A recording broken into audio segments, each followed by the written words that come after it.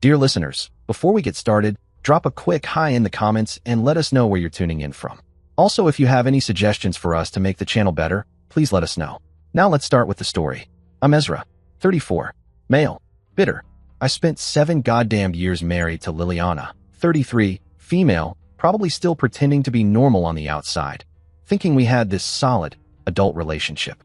You know, the kind people post about with the caption "My Rock," while their entire lives are actually held together by passive aggression and overpriced throw pillows. We met in college, did the whole dating dance, study sessions that turned into late-night ramen, awkward group projects, drunken makeouts at themed parties where I wore a toga made from a fitted sheet. Eventually got hitched right after graduation like it was the next checkbox on a well-behaved life planner. Classic, right? We were that couple everyone pretended to be happy for, but secretly wanted to punch in the face. Nice house, decent jobs, matching coffee mugs that said Mr. Right and Mrs. Always Right. Yes, we were that couple. We had it all, except maybe functional communication and any clue what we were actually doing. For the first few years, life was fine. We did all the married couple crap. Netflix marathons where we'd accidentally finish an entire season in a weekend. Weekend trips to IKEA to argue over shelving units like it was foreplay. And of course, the sacred debate of modern matrimony, whose turn it was to take out the trash. Looking back now, I can see we weren't exactly setting the world on fire with passion. But hey, I figured that's what happens after the honeymoon period, right? You settle into this comfortable, slightly boring rhythm and just coast until one of you dies. Isn't that what marriage is? So about 3 years ago, we decided to jump on the baby train. Everyone else was doing it. Baby announcements were coming at us like Facebook was trying to trigger a midlife crisis. I thought, sure, let's do it. We had the spare room all picked out for a nursery, paint swatches taped to the wall like we were hosting HGTV auditions. We had all the annoying conversations about baby names. No, Ezra, we're not naming our kid Maverick. But it's cool and powerful. It's not a Top Gun sequel. Even downloaded one of those ovulation tracker apps, which really brought the romance to a new level. Nothing says passion like your wife texting you at work. It's go time. Get home. The egg is dropping. Hot. But month after month, nothing. Her period showed up on schedule like it had a goddamn punch card. After a year of this thrilling sex meets science routine, we finally went to a fancy fertility clinic. You know the kind. Marble floors, tranquil waterfalls in the waiting room, and a bill that could fund a small country's education system. They poked and prodded us like we were livestock and eventually hit us with the big medical conclusion. Unexplained infertility, which is basically doctor speak for, we have no clue what's wrong, but thanks for the $5,000, and please enjoy this brochure about acupuncture and goat yoga. That's when Liliana started to change. She took the baby stuff hard. Like, watching her friends have kids was a personal attack kind of hard. She'd get this dead-eyed stare anytime someone posted a pregnancy announcement. One time, she actually threw her phone across the room because someone from her book club used the hashtag bumpin' it. I didn't even ask. She started making up excuses to avoid baby showers like they were jury duty. I'd come home and catch her doom scrolling through Instagram mommy influencers, looking like someone just told her Santa wasn't real. I tried bringing up adoption once, and she shut it down so hard and fast I think I got actual whiplash. Me, what about adoption? Her, no. Me. Okay then. But the real fun kicked in about a year and a half ago. That's when Liliana stopped being my wife and started being, well, my roommate who occasionally acknowledged my existence, usually only to ask where the almond milk was. Emotionally, she was about as present as my dead grandpa. At first I thought maybe she was just depressed about the whole fertility thing. Made sense. But nope, this was something else. This was beyond. All our couple routines. Dead. Movie nights. Not in the mood. Weekend hikes. Too tired. At some point, I realized I wasn't living with a wife anymore. I was cohabiting with a stranger who happened to share my Amazon Prime account. That's about all we had left in common. Free 2-day shipping and a mounting sense of existential dread. Our conversations, if you can even call them that, sounded like lines from a sitcom about a marriage on life support. Me, hey, wanna watch that new show everyone's talking about? Her, barely glancing up from her phone, nah, I'm good. Cool, love the enthusiasm. Other times, I'd say, thought we could try that new restaurant downtown tonight. Her, I already ate a yogurt. Maybe next time. Disappears into the bedroom like a ghost with a dairy intolerance. But here's the kicker. While she was slowly backing out of our marriage like Homer Simpson into the bushes, she was simultaneously checking into something else. And no, I don't mean a new therapist or a yoga retreat. Suddenly, new clothes started appearing in her closet. Not the usual Target clearance rack stuff. These had tags that screamed boutique with soft lighting and bad techno music. The gym became her second home. Not in a "I'm finding inner peace" kind of way, more like "I might meet someone with triceps" kind of way. New hairstyle, fancy perfume, and the underwear? Yeah, gone were the practical cotton briefs. We're talking lacy, complicated contraptions that required assembly instructions. Classic signs of someone auditioning for a role that wasn't your wife. Being the absolute genius that I am, I went into full save the marriage mode. I pulled out all the cliches like I was starring in a Hallmark reboot. Surprise dates? Check. Random flowers? Check. Cooking her favorite meals? Check. Reading one of those go-doffel relationship books with a title like How Not to Die Alone with Cats? Unfortunately, also check. None of it worked. She'd just give me this empty, robotic smile, like I was a telemarketer offering a free cruise. Thanks, she'd say, with all the warmth of a TSA agent confiscating your shampoo. Then one night, after she went to bed at 8:30 again, 8:30, like she was a toddler or a 90-year-old nun, I was sitting on the couch alone, halfway through a beer in a mild identity crisis, when my brain offered up what I thought was a stroke of brilliance. A vacation. Not just any vacation, 2 weeks in Cancun. Beaches, exotic birds, overpriced cocktails. The kind of getaway Instagram was invented for. You know, just in case we decided to stage our fake marital bliss with a sepia-tone filter. When I told Liliana about it, I finally got an actual human reaction. She blinked, looked up from her phone. I contact people and said, "Cancun? Really? I swear. I felt like I'd just discovered the cure for marriage apathy." "Yeah," I said, riding the high. 2 weeks at that fancy resort we saw on the travel show. Already booked it. Her eyebrows actually moved. "That sounds really good, actually. And for the next few weeks?" She almost seemed like a person again. She started Googling Cancun stuff, making packing lists, even talking to me like I was more than just a ghost in the same house. "We should do that waterfall hike," she said one night. "Absolutely," I replied, trying not to sound too shocked that we were having a conversation without the phrase, "Did you feed the cat?" In my head, I was mentally high-fiving myself like a frat bro who just nailed a beer pong shot. Problem solved. Marriage saved by beaches and bougie cocktails. So the trip begins. Business class flights, because I was still trying way too hard. We land, and the resort is exactly what the brochure promised. Fancy AF. We get our own private villa, with a king-sized bed, private pool, all that bougie stuff. The first couple days in Cancun? Honestly, not terrible. Liliana seemed almost normal. Still not exactly affectionate. No spontaneous hugs, no sly smiles. Definitely no, "Let's make use of this king-sized bed" energy, but at least she was acknowledging my existence with more than the occasional grunt or passive-aggressive sigh. We did some beach time, had a few decent meals. I actually caught her laughing once. Laughing at a waiter's joke that wasn't even funny. Progress. In my head, I kept thinking, this is it. We're turning a corner. We're on the comeback trail. Next stop, healthy emotional intimacy. Then came day 3 of our Cancun Save the Marriage tour to desperation. I'd booked this private tour through a famous national park. Waterfalls, monkeys, sloths, you name it. I figured nature would work its magic.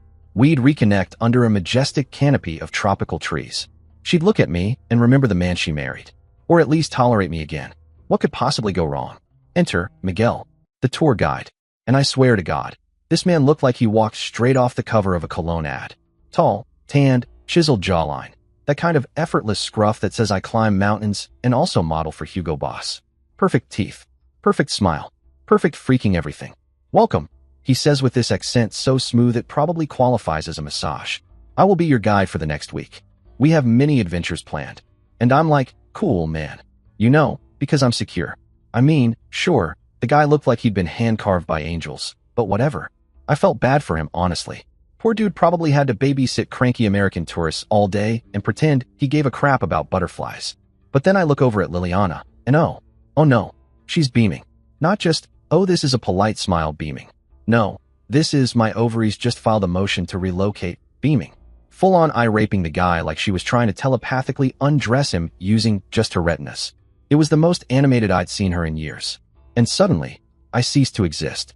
During the tour, Liliana morphs into this chatty, flirty version of herself I barely recognize.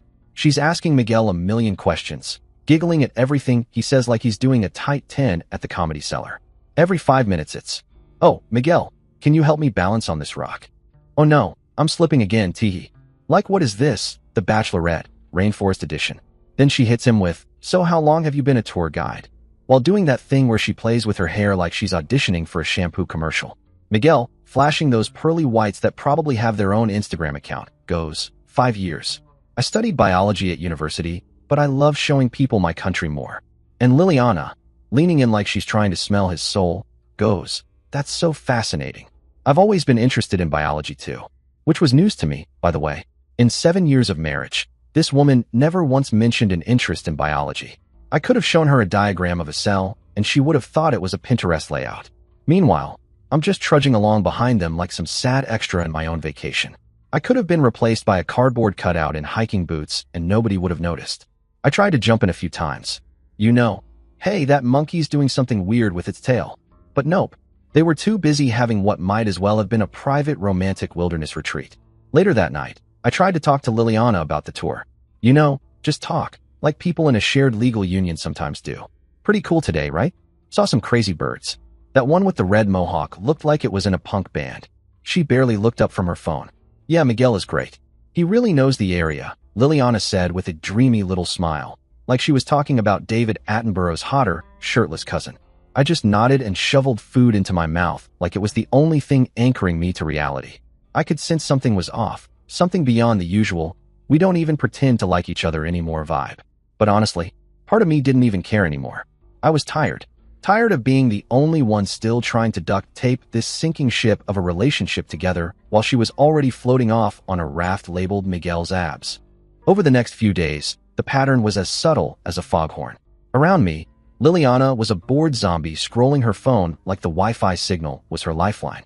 Around Miguel, she morphed into this giggly, touchy-fey, eyelash-batting teenager who laughed like his broken English was stand-up gold. And then I started noticing the preparation. She'd freshen up before our tours. New makeup, different outfits, a little extra perfume. One day I swear she wore heels. To a jungle hike. Who does that? We'd be sitting at breakfast, me trying to salvage some kind of normalcy. Beautiful view today, huh? She mumbled, not even looking up, just thumbing through her phone like she was waiting for a divine DM. Want to try that couple's massage the resort offers? I asked another morning. I'm actually pretty tired. Maybe I'll just go to the beach instead. Cut to 10 minutes later, and she's practically sprinting out of the villa in a sundress that hadn't seen daylight in 3 years. Oh wow, what kind of bird is that? Can we go see those waterfalls you mentioned? Is that coffee plantation tour available tomorrow? With Miguel, it was like she'd suddenly discovered that enthusiasm was a thing. By day 5, I finally said, screw it. I stopped trying. No more surprise lunch plans or sad puppy eyes. I started doing my own thing. Went fishing, did solo hikes, spent time at the resort bar bonding with other lost souls, aka random tourists who also thought vacation would fix their dying relationships. And Liliana? She didn't even notice. Half the time, she was gone after our tours ended. I just want to check out the hotel shops. I'm gonna walk on the beach alone. Need some space to journal. Sure, totally believable. Because nothing screams introspection like getting dolled up and vanishing for hours. Then one afternoon, I came back early from a fishing trip I'd taken solo. Because, surprise, Liliana wasn't feeling well, and walked into an empty hotel room. Silent, not a shoe in sight. But her phone? It was still there, charging on the nightstand. And as I tossed my keys down, it buzzed. Now, I'm not usually the snooping type. But there's only so many times your instincts can scream she's up to something before you stop pretending it's just indigestion. I looked. Text from Miguel. Meet me at the usual spot. Can't wait to see you. Well. If it isn't the consequences of her own actions. And look, I wasn't exactly shocked. My gut had been throwing red flags like it was in the goddamn Olympics. But still, seeing the text? That was it.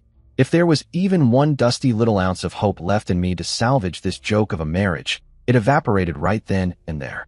That night at dinner, I gave it one final Hail Mary. Everything okay with you? You seem not here. She barely looked up from her mojito. I'm fine. Just relaxing. Isn't that what vacation is for? I nodded. Yeah, sure. And that was it. That was the moment I decided I was officially done being a chump. Next morning, I told Liliana, hey, I'm going on another fishing trip today. Probably be gone most of the day. She barely acknowledged me. Too busy texting. 3 guesses who. Instead of fishing, I waited about an hour, then headed back to the hotel. So I waited about an hour. You know, just enough time for Liliana to think I was out catching metaphorical and literal fish, and then I headed back to the hotel. Took the scenic route, weaving through palm trees like some kind of tropical ninja. I didn't want to be spotted. Not yet.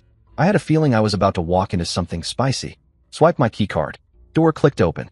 I stepped in quiet, like I was on a covert op. And what do I hear? Moaning. Yeah, that was the soundtrack to my marriage imploding. Not even subtle moaning. Enthusiastic moaning, complete with a headboard rhythm that sounded suspiciously like our nightstand trying to crawl away from this train wreck. I stood there for a second, backpack still on one shoulder. There it was.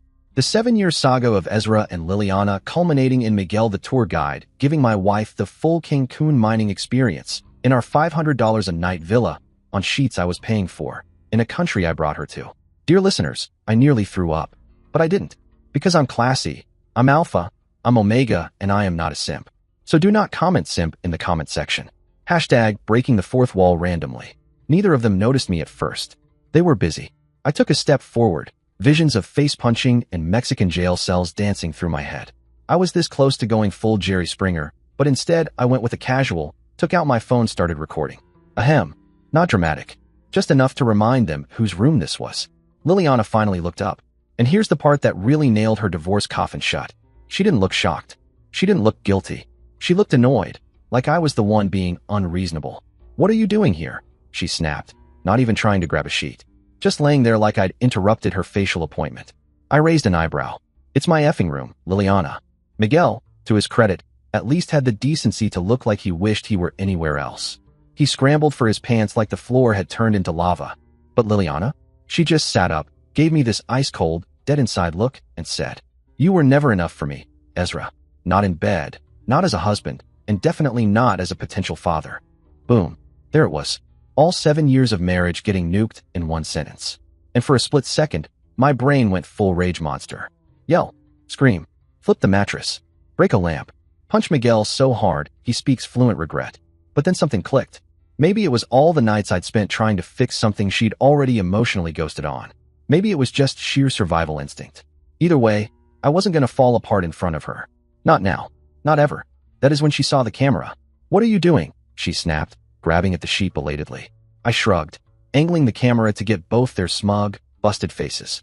Just documenting this epic vacation moment. Don't mind me. Keep going. Now she's scrambling like the room's on fire, and Miguel's doing this panicked shuffle, trying to get his shirt on without tripping over his dignity. "Turn that off," she barked. "Nah," I said, still calmly filming. "This is going to be important later." Then I turned to Miguel, who was doing his best impression of a deer caught cheating in headlights. "Hey Miguel, quick question. Do you do this with all your clients, or just the desperate married ones?" He muttered something in Spanish. I caught the word loco, and bolted for the door like I was about to cast a voodoo spell. But guess what? As he brushed past me, I did what any self-respecting, recently betrayed man with a solid right hook and years of repressed rage would do. I decked him, right on the nose. P.O.P. screw that jail cell dream. Clean. Satisfying. Nothing broken, but enough to leave him yelping like a kicked piñata as he stumbled out of the villa holding his face and his dignity in 2 separate hands. Once Miguel the Human Banana Republic ad scrambled out of the room holding his face like I'd just rearranged his nose with my emotional trauma, which, to be fair, I had, I turned back to the scene of the crime. My wife, still tangled in the hotel sheets, suddenly auditioning for Sad Wife, the Lifetime original series. Poof, attitude gone. Just like that. Vanished. Replaced by tears, the kind she probably practiced in the mirror. "Ezra, it's not what you think."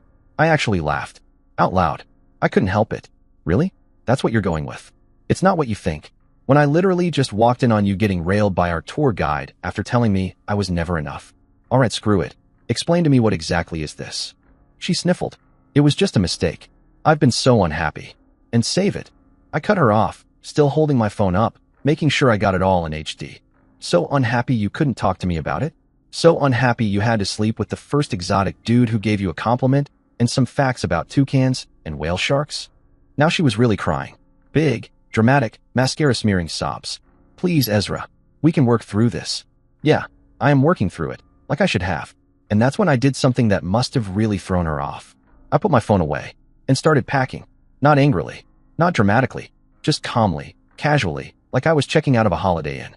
Just my stuff, nothing of hers. She watched, stunned, boobs still out, draped in the betrayal-scented sheets. "What are you doing?" she asked between sobs. "Leaving." I said it like I was announcing I was stepping out for a coffee run. "You're leaving me here?" "In Cancun." "Zip." "Yep. But how am I supposed to get home?" I shrugged. "Not my problem. Go talk to Miguel." Her mouth dropped open. I could practically see the gears trying to spin in her head, panic kicking in. I kept going. "Oh, and just so we're clear," I said, tossing a shirt into my suitcase. "Your flight home? Cancelled. Credit card? Also cancelled." Her face went from sad to shocked to absolutely furious in under 3 seconds. "You can't do that." I smiled. "Already did. Actually, I lied. I did that a few minutes after I left the room." I slung my backpack over my shoulder and gave her a little wave. "Maybe Miguel can help you out. He seems really supportive. I don't have enough cash to." "Not my problem." I cut her off again. "You probably should have thought about that before you decided to audition for the Cancun reboot of Cheaters." She lost it. Full meltdown.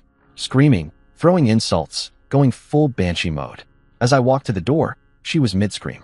I paused, turned back one last time. "Oh, by the way," I said, holding up my phone like Simba on Pride Rock, "I got the whole 'you were never enough' speech on video. Can't wait to show it to the divorce lawyer. And your parents. And our friends." Her scream hit a new octave as I calmly shut the door on it. Click. Straight to the front desk I went. The manager looked up, a little startled. "Is everything okay, sir?" I smiled. "Marital disagreement. My wife is a 304. Nothing major. I booked a different room on the opposite end of the resort, preferably one without the stench of betrayal baked into the mattress." I canceled the credit cards and her plane tickets. That night, I sat out on my new private balcony with a cold drink, ordered room service like a king who'd just liberated his castle, and sent an email to her parents. Attached video. Subject line: "Thought you should know why your daughter's stranded in Cancun." CC'd her sister, too, because I'm generous like that. Then I watched the sunset like a free man, full stomach, warm breeze. And I slept better than I had in years. Funny how losing 150 pounds of dead weight can do wonders for a guy's sleep quality. It's almost like not being married to a lying, mattress-defiling hurricane of entitlement improves your blood pressure. Wild, right? The next day, I got a reply to the video I sent her parents. Just one email. 2 words. "We're sorry." That was it. No follow-ups. No, "Are you okay?" No, "We'll talk to her." Just radio silence. I figured either they bought whatever twisted fairytale Liliana tried to sell them. He abandoned me in Cancun, with nothing but a hotel robe and a hot tour guide. Or they were just smart enough to keep their noses out of a nuclear fallout zone. Fine by me. The next morning, I flew home. Upgraded myself to first class using the miles I'd been saving for what was supposed to be our second honeymoon. LOL. Instead of celebrating 10 years of marriage in Paris, I was sipping champagne in seat 1A while Liliana was probably begging Miguel to Venmo her cab fare. Honestly, I didn't know or care how she managed to get home. Maybe she hitchhiked with a pack of monkeys. Maybe Miguel had frequent flyer points. Not my circus. Not my monkeys. Not my wife. The flight gave me a solid chunk of time to think. 7 hours, a couple tiny bottles of wine, and a brownie the size of a credit card later, I had a plan. A game plan. The kind of plan that would make a chess grandmaster nod slowly and mutter, "Damn." First thing I did when I got home, called the most ruthless divorce attorney in the city. Not the most affordable. Not the nicest. I wasn't looking for a hand-holding therapist in a blazer. I needed a weapon. The kind of guy divorcees whisper about in courtroom hallways. The kind of lawyer who doesn't carry a briefcase. He carries a scythe. Ron Jeremy. No relation to that Ron Jeremy. This Ron looked like a hitman who moonlighted as a DJ at a vampire nightclub. His office was dimly lit, smelled faintly of Victory and printer toner, and had a crystal decanter of something that looked suspiciously like aged blood on his desk. He had a jawline carved from vengeance and a stare that could cross-examine your soul. I sat across from him and handed over the video. Liliana, mid-affair, mid-bed, mid-dash, "You're not enough" monologue.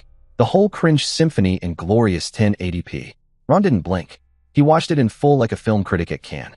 Then he leaned back in his leather chair, fingers steepled, a small smile creeping across his face like a shark deciding which limb to eat first. "So let me get this straight," he said, voice smooth and low, like a sermon delivered by Satan himself. "You have clear video evidence of your wife cheating. She admits she's unhappy. She insults you. And you left her in another country?" "Yep," I said, wondering if he was about to judge me or light a cigar and declare vengeance. Instead, Ron let out a low chuckle. "Cold. I like it. She'll probably try to use that against you," he added, almost hopefully, like he wanted her to try. I shrugged. Didn't force her to stay. I just turned off the money faucet. "She's an adult." Ron nodded with something resembling admiration. "Fair enough." Then, business mode activated. "The house, whose name?" "Mine," I said. "Bought it before the wedding." Her credit was trash. Eyebrow twitch. "Cars. Also mine." Now Ron was smiling. Not friendly smiling, Predator smiling. Like a lion just told the gazelle voluntarily rolled itself in barbecue sauce. An income, he asked. I make about triple what she does. He leaned forward like a conductor ready to unleash a symphony of annihilation. Beautiful, he said. Here's what we're going to do. What followed was a week-long blur of controlled demolition. Ron was the architect, and I was just his grateful client watching him build a fortress out of my crumbling marriage. Removed Liliana from every account like she was a Netflix profile I didn't recognize.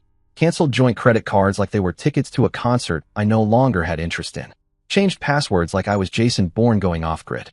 I opened a new bank account she didn't even know existed, Fort Knox with a checking feature.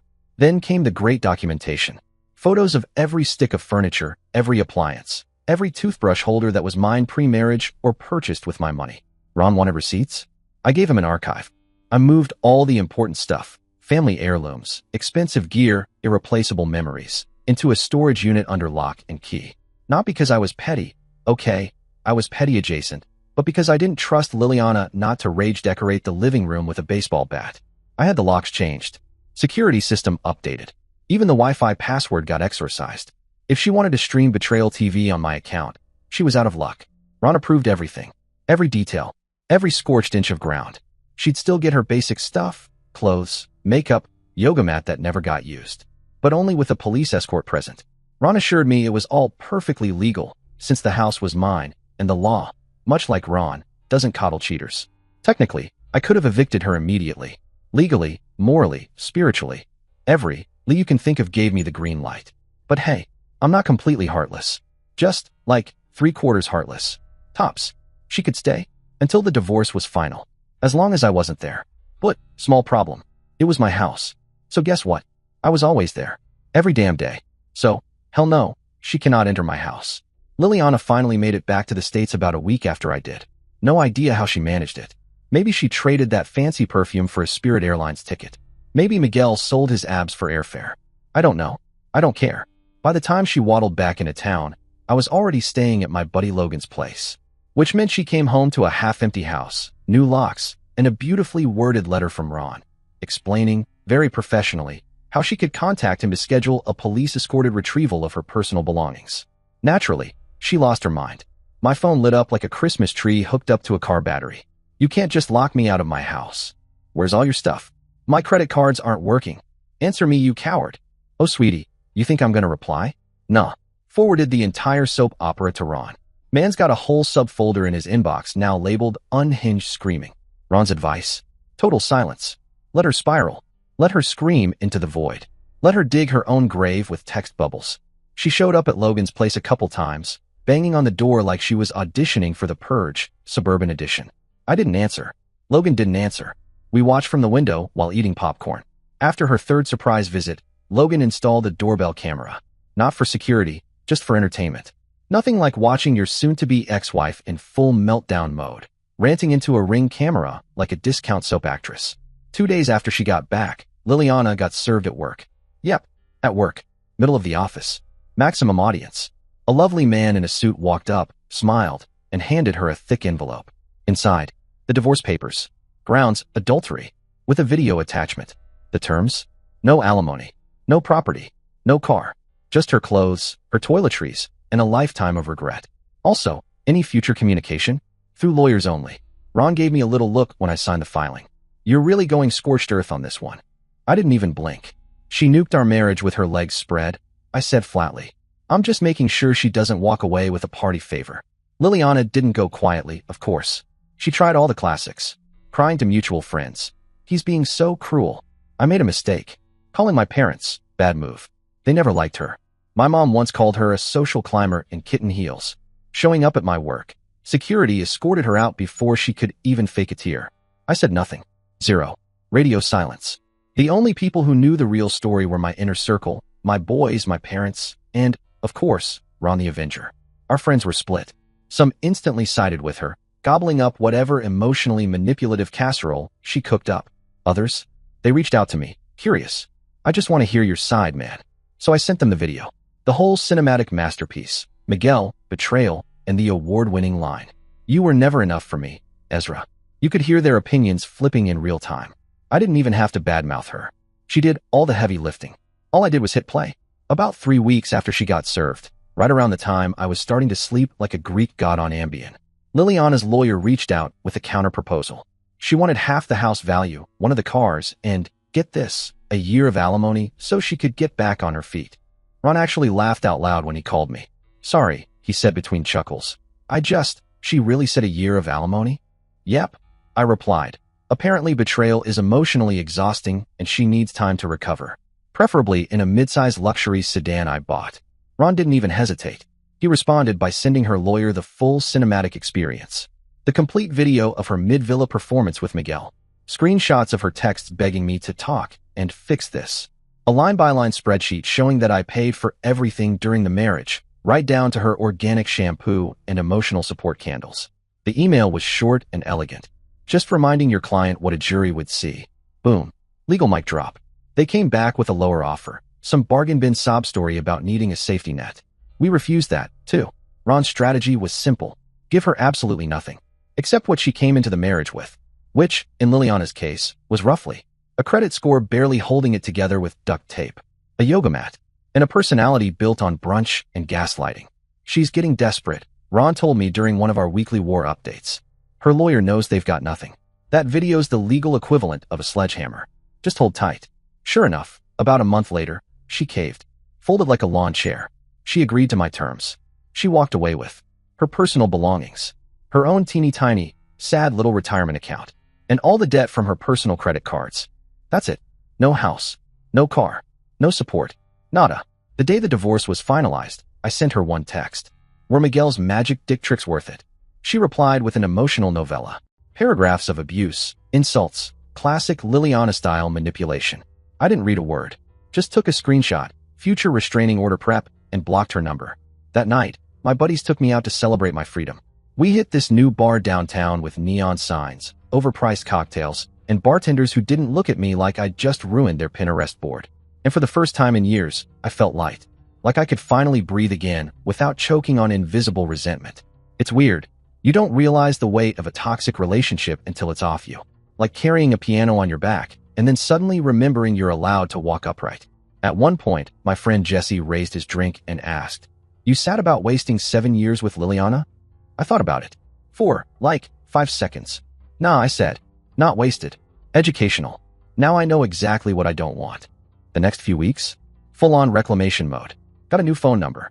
Repainted the house in colors Liliana always claimed gave her anxiety. Bright yellow kitchen? Yes, please. Bought a new, bigger TV, because revenge is best served in 75-inch 4K. Started working out again. Reconnected with friends I hadn't seen since the Netflix and misery phase of my marriage. It honestly felt like being let out of prison. Except this time, the warden was the one who cheated. By month 3 post-divorce, I was in the best shape of my life. Back to eating like a human instead of surviving off of resentment and boxed wine. And I'd started casually dating again. Nothing serious. Just enjoying meeting new people without the pressure. That's when the real karma decided to clock in for Liliana. Turns out her job? Yeah, the one she used to humble brag about constantly. We're like a family. Had already been sniffing around the scandal. Small company. Big gossip. One whiff of that chick who cheated on her husband and got stranded in Cancun, and HR basically speed ran their layoff paperwork. Apparently, her affair wasn't exactly giving team player energy. So, no job, no husband, no sympathy from friends who'd seen the video. Guess who had to move back in with her parents at 33? Yeah, the same parents who emailed me, were sorry, and then went full witness protection when the divorce grenade exploded. According to mutual friends, the messy ones who live for group chat drama, she was telling anyone who would listen that I ruined her life. Right. Sure, Liliana. I just tripped and accidentally booked you a trip to Pound Town with Miguel the tour guide. Meanwhile, there I was, freshly divorced at 34, living in a house that was now half empty, but 100% mine. No more emotional landmines. No more lavender essential oil diffusers in every room. Just peace, silence, and the occasional Amazon delivery I didn't have to explain. For the first couple weeks, I didn't do much. Just existed. Wake up, go to work, eat whatever, sleep like a guilt-free log. Repeat. My buddies tried dragging me out for drinks, bars, games, whatever, but I wasn't feeling it. Not because I was sad. Hell no. Honestly, I felt great about yeeting Liliana from my life like expired milk. But after all the court battles and emotional WWE retirement matches, I just needed to decompress. Then one day, randomly, Selena called me. Yes, that's Selena. Liliana's old college friend. Easily the hottest one from her squad. Like, makes men trip over their own feet in grocery stores hot. They'd had some mysterious falling out a year ago. Liliana never explained, just muttered something about boundaries and loyalty, which is ironic, considering the source. Anyway, I almost didn't answer. I figured it was either a prank or a dramatic intervention call on Liliana's behalf. Nope. Exact opposite. Selena opened the call with, "Hey, I heard what happened, and I just wanted to say I'm really sorry. Also, Liliana's full of shit. Go on." She dropped a bomb right there on my Bluetooth speaker. Apparently, she and Liliana had stopped being friends because, get this, Liliana had been talking about cheating on me a year before the whole Cancun cuckfest. Like, planning it. Selena told her it was wrong. That maybe she should, try honesty, or maybe just not cheat. And Liliana responded the way any emotionally mature person would. She cut Selena off like expired coupons. So yeah, turns out the problems in our marriage weren't about fertility issues, or me not being present enough, or not making enough Pinterest-approved memories. She'd been looking for an exit ramp for years. And hearing that, it didn't break me. It validated every decision I'd made with Ron the Ruthless and every smug text I hadn't replied to. It was like finding the final puzzle piece, except the puzzle was a picture of your ex with devil horns. Selena ended the call with, "I just wanted you to know, you didn't do anything wrong." She was gone long before Miguel showed up in hiking boots. I sat there, stunned. Then she said, "Want to grab a coffee sometime?" Coffee turned into dinner. Dinner turned into drinks. And yeah, I knew what she was trying to do, and I went with it. Honestly, at that point, I had the same level of faith in marriage that I had in airline Wi-Fi. 0. So I figured screw it. Let's have some fun, see what happens, and give this whole dating someone who doesn't make me question my worth thing a shot. Enter Selena. Best boobs ever. And let me tell you, she wasn't just hot, which she absolutely was, in a could stop traffic with a smirk kind of way, but she was also cool as hell. Smart, funny, sharp as a tack, and running her own successful business like a boss. We talked for hours about everything except Liliana, which was refreshing, like switching from dial-up to fiber optic. When Selena laughed, it wasn't polite or performative. It was real, like she actually found me funny instead of just laughing to avoid a fight. When she asked a question, she didn't immediately scroll Instagram during my answer or interrupt me with a sentence that started with, "Well, actually." Basic, freaking, human, decency. Which, sad commentary on my marriage, is what made it feel revolutionary. Fast forward a few weeks, and we were hanging out regularly. Still nothing physical yet, just pure chemistry in a slow simmer. Dinners, movies, hikes, the kind of things Liliana had gradually replaced with Instagram doom scrolling and sarcastic sighs. Around then, I decided to finally treat myself. Bought a new car. The old one. Yeah, it still had the faint smell of Liliana's judgment in the upholstery. Too many road trips with her passive-aggressively critiquing my music choices and insisting we detour for artisanal kombucha. I went full cliché and bought a black BMW M4. I know. Total recently divorced guy trying to reclaim his manhood move. But screw it. I earned it. Paid cash, too, thanks to 6 months of not funding Liliana's chronic retail therapy. The day after I got it, I texted Selena. "Want to drive up the coast with me? Ocean air, good lunch, me showing off my midlife crisis vehicle." She replied in 0.2 seconds. Yes to all of that. Also, you're not old enough for a midlife crisis. Just a very stylish transition. When I picked her up, I wore my best jeans and a new button-down. Nothing flashy, just enough to say, I've been emotionally reborn and also use moisturizer now. She slid into the passenger seat, ran her hand along the leather interior, and let out a low whistle. "Damn, Ezra," she said, eyes twinkling. "This smells expensive." "It smells like freedom, Selena," I said with a grin. And a 3.0-liter twin-turbo straight-six. We had an amazing day. Windows down, music up, just cruising like we were in a movie montage that didn't end in betrayal. We stumbled on this little oceanfront seafood shack neither of us had been to before, ate way too much calamari, walked along the beach like teenagers pretending we weren't adults with taxes. And at one point, she grabbed my hand. Just grabbed it. No agenda. No performance. Just human connection. It felt good. Like, unexpectedly good. The kind of good that sneaks up on you and whispers, "Hey, remember Joy?" That evening, I dropped her off, and she invited me in for a drink. Spoiler, there was drinking involved. And also a passionate reconnection with the concept of sleep deprivation for good reasons. Next morning, we hit up this cute little cafe near her place for breakfast. I was riding the high of a great night, great company, and bacon cooked by someone who wasn't silently resenting me. And that's when I saw her, Liliana, standing in the doorway of the cafe like the villain in a soap opera cliffhanger. Frozen, face like she'd seen a ghost. Or worse, me happy. For a second, nobody moved. Not me, not Selena, not the poor barista caught mid-latte art. Then Liliana's face morphed. From shocked, to annoyed, to full-on lava-eyed rage. And without a word, she stormed over to our table. I tensed up the second I saw her coming. Liliana, storming across the cafe like she was late for a tantrum. I was bracing myself for a full scene. Tears, screaming, some kind of fainting maneuver for sympathy points. Maybe even a flying coffee mug if things really escalated. But nope, she didn't throw anything. She just stood there, glowering. Not at me, of course. Oh no, that would have made sense. She was glaring at Selena, like this was The Bachelor, and I was a rose ceremony prize she forgot she'd dumped on national television. The sheer audacity of this woman, like I was still her emotional property. Like I'd wandered off the leash and was now fraternizing with rival packs. I didn't stand up, didn't say a damn word at first. Just looked at her over my coffee like she was a loud ad I couldn't skip. Then I raised an eyebrow and said, as politely and sarcastically as possible, "Can we help you?" She ignored me. Classic. All her venom was laser-locked on Selena. "Backstabbing bitch," she hissed, loud enough for the entire cafe to hear. "Always knew you wanted to steal him from me." I half expected Selena to respond by flipping the table. Instead, cool as a glacier, she didn't even blink. She just took a long, slow sip of her coffee, looked Liliana right in her tear-glazed crazy eyes, and said, "You already threw him away. I didn't steal anything." Chef's kiss. That's when Liliana pulled the OL tear switcheroo. You know, insta-sobbing, like she'd been storing tears behind her eyelids like backup sprinklers. She turned to me, voice cracking like she'd rehearsed this in a mirror. "I miss you. I made a huge mistake. Miguel manipulated me." Ah yes, Miguel, the very persuasive guy whose idea of foreplay was a zipline and a biology trivia quiz. She said she'd been calling me for weeks, which was technically true. She had. I just blocked her faster than a bot account offering free crypto. Then came the kicker. "Can we talk about reconciliation?"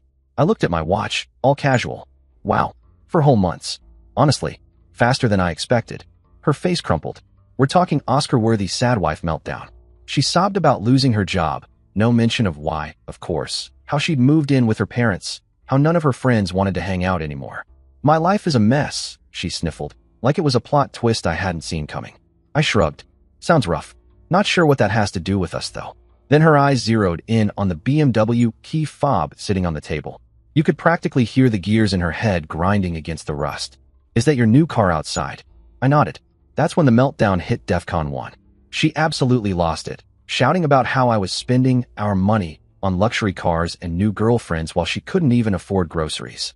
That's when I calmly leaned back, smiled, and said, "Correction, not our money. My money. You remember, you used to spend it on organic goat cheese, hot yoga, and girls' weekends in Napa. The difference is, now I spend it on people who don't cheat on me with national park tour guides." Silence. Like, pin drop silence. The entire cafe had gone still. Baristas frozen mid-pour. Cutlery suspended in air. People mid-bite, just watching our little daytime drama unfold like it was their favorite telenovela. Everyone watching our little drama unfold. The cafe manager started walking toward us, looking like he was 2 seconds away from ejecting all of us with the kind of professionalism reserved for cranky toddlers and drunk bachelorette parties. I figured we were about a minute from getting banned from the premises, so I stood up, dropped a 20 on the table to cover the bill, and decided to end this little matinee meltdown on a high note. I took Selena's hand, looked Liliana dead in the mascara-streaked eyes, and said, "You made your choice in Cancun. You don't get to change your mind just because your backup plan didn't work out. Best of luck with your life, but it's not my problem anymore." Mic dropped. Scene closed. Then we walked out, cool, calm, collected, leaving her standing there like a statue sculpted out of regret and entitlement while the rest of the cafe silently judged her like a very caffeinated jury. As we pulled away in the BMW, which, I must say, looked damn fine in the morning sun, I glanced in the rearview mirror. There she was, standing in the doorway, watching my new life literally drive off without her. The look on her face? Somewhere between soul-crushed and, "I just realized I shouldn't have broken up with someone who pays taxes on time." Selena squeezed my hand and said softly, "I'm sorry you had to deal with that." I shrugged, eyes still on the road. Honestly, seeing her and feeling absolutely nothing, that was the best closure I could have asked for. And it was true. The woman I thought I loved, the one I stayed up late for, fought for, cooked for, sacrificed for, that woman? She never actually existed. Just a projection with nice cheekbones and a Pinterest board full of lies. That night, Selena stayed over. After everything that had happened, it just felt good to be around someone normal. Someone who didn't lie or cheat or cry on command like a broken sprinkler system. As we lay in bed, she turned to me and asked quietly, "Do you miss her? Or, miss being married?" I thought about it. Genuinely. I miss who I thought she was, I said. But that person? She never actually existed. So no, I don't miss her. Not the real her. Selena just nodded, understanding me with a kind of quiet empathy that didn't need long speeches or emotional manipulation. It was refreshing, like dating someone who doesn't come with a built-in FBI case file. And for a glorious few days, I thought I'd finally reached the end of the Liliana saga. A clean break. A villain defeated. Credits rolling. Peace achieved. But apparently, when your own pathetic Hail Mary attempts at reconciliation fail, and your backup plan is just crying in public and hoping the universe gives you a do-over, the next logical step is to send in the parents. I was just getting home from work one night, mentally prepping for a quiet evening with leftover Thai and the new season of that crime doc where everyone's guilty but too attractive to care, when I noticed an unfamiliar car in my driveway. At first, I thought maybe a neighbor's guests parked in the wrong spot. People around here can't parallel park to save their lives. But then I got closer and saw Bob and Karen, Liliana's parents, just chilling in their sedan like a pair of judgmental gargoyles waiting to ruin my night. Now, to be fair, I used to get along with them reasonably well. Bob was a laid-back guy, think suburban dad energy with bonus points for being a grill master. Karen was more of a "can I speak to the manager of this entire situation" kind of woman, but we kept things polite. They lived 3 hours away, so their sudden pull-up at my house felt less like a casual visit and more like a surprise inspection from the in-laws of Christmas past. I seriously considered just driving past my own damn house like I didn't live there. Maybe looped the block a few times, waited out. But I was exhausted, still in my work clothes, and had a protein shake melting in my gym bag, so screw it. I parked, grabbed my stuff from the trunk, and walked toward my front door like I hadn't just spotted the awkward Olympics warming up on my porch. They saw me, of course. Bob stepped out first, looking like he'd rather be anywhere else, including a colonoscopy appointment. Karen was hot on his heels, full of purpose and passive aggression. "Hey, Ezra," Bob said, hands in his pockets, rocking back on his heels like we were chatting at a barbecue and not on my front lawn post-divorce. "Nice weather today, huh?" "Sure," I said flatly, not slowing down. Perfect for unexpected guilt trips. Karen gave him the look and took over, because of course she did. "We're really worried about Liliana," she started, her tone already halfway between a sermon and a therapist's TED Talk. "She's not doing well. She's told us she made a huge mistake, that she regrets everything deeply." I nodded once, unlocked my door, and waited. "She's been so lost without you," Karen continued, voice all tremble and tragedy. "And we just thought, maybe, if you were willing, to give her another chance." There it was. The real reason they came. Not to catch up. Not to return that casserole dish from 2019. No, they were here on a reconciliation mission. Operation Restore My Daughter's Free Housing. Karen launched into full monologue mode. Something about how marriage is sacred, how everyone makes mistakes, how forgiveness is the cornerstone of love, blah blah blah. I let her finish. I even gave her the courtesy of nodding a few times like I hadn't already tuned her out halfway through Liliana's hurting. Then I looked Karen straight in the eye, my keys still dangling in one hand, and asked calmly, "Did you watch the video I sent you months ago?" Karen glanced at Bob like she was hoping he'd take that bullet for her. He did not. She looked at the ground. "We couldn't bring ourselves to open it," she said, her voice just above a whisper. "Liliana told us you were just trying to hurt her.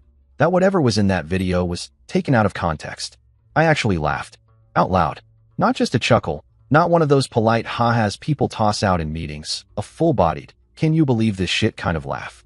Out of context. I repeated, still grinning like I was auditioning for Joker 2. "Your daughter was literally getting railed by our tour guide in a villa I paid for, in a country I flew her to, on sheets that cost more than her monthly skincare routine, and she looked me dead in the eye and said I was never enough." I tilted my head. "Tell me, Karen, what magical context makes that okay?" Bob visibly winced like I'd just slapped him across the face with a cold trout. Karen's face went from polite concern to mortified porcelain statue. But I wasn't done. Hell no. If they wanted the truth, I was going to give it to them unfiltered. Still completely calm, because rage was too generous at this point. I explained that this wasn't some tragic heat-of-the-moment mistake. No, Their daughter had been laying the groundwork for this betrayal like a toxic urban planner. I told them about what Selena had revealed, how Liliana had been planning to cheat for over a year, how she'd emotionally pieced out of our marriage long before Cancun, how I'd spent months trying to fix something she'd already left behind in spirit. It brought back garbage memories I'd been trying to delete from my mental hard drive. But hey, we were here now, might as well power through. By the time I was done, both of them just stood there silently, blinking like someone had unplugged their brains. Bob finally broke the silence, voice low and full of fatherly shame. "I had no idea," he said. "She told us you abandoned her during vacation. Said you had a fight and just left her stranded. That you refused to let her come home." I nodded slowly. Yeah, classic Liliana, rewriting history with herself as the tragic protagonist. I'm not surprised. And I wasn't. The woman could have written a whole Netflix docuseries titled, "How to Weaponize Selective Storytelling and Still Lose Everything." I told them I didn't blame them for believing their daughter. Of course they did. Blood is thicker than tequila-soaked betrayal. But the truth? The truth was uglier than Liliana's excuses. Karen finally looked up, her voice small but sharper than before. "Can we see the video now? Just to confirm?" I hesitated. Not because I was protecting Liliana, but because it's not every day you play amateur revenge porn for your ex-in-laws on your doorstep. But then I thought, screw it. She tried to burn my reputation to the ground. Might as well give her parents front row seats to the smoldering wreckage. I pulled out my phone, opened the video, and hit play. And let me tell you, watching your former in-laws watch their daughter get caught in 4K betrayal is a bizarre, out-of-body experience. Like watching a very uncomfortable reaction video in real time. Bob couldn't handle it. About 45 seconds in, he turned away, hands on his hips, staring at the ground like it held the answers to why his daughter had the moral compass of a drunk raccoon. Karen, though? Karen watched the whole thing. Eyes narrowed, jaw tight, her lips pressed so firmly together I thought she might bite through them. Her face got harder with each second. When it was over, Karen handed my phone back like it was radioactive. "I'm so sorry, Ezra." Just that. No excuses. No half-baked defenses of her little angel. Just a genuine, bone-deep apology from a mother who had just seen her daughter's greatest hits in Betrayal high definition.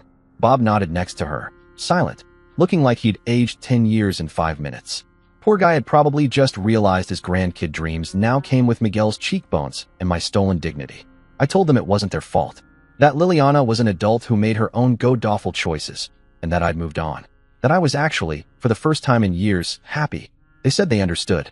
They wouldn't bother me again. As they turned to leave, Karen paused at the edge of my driveway and looked back. "Are you happy with Selena?"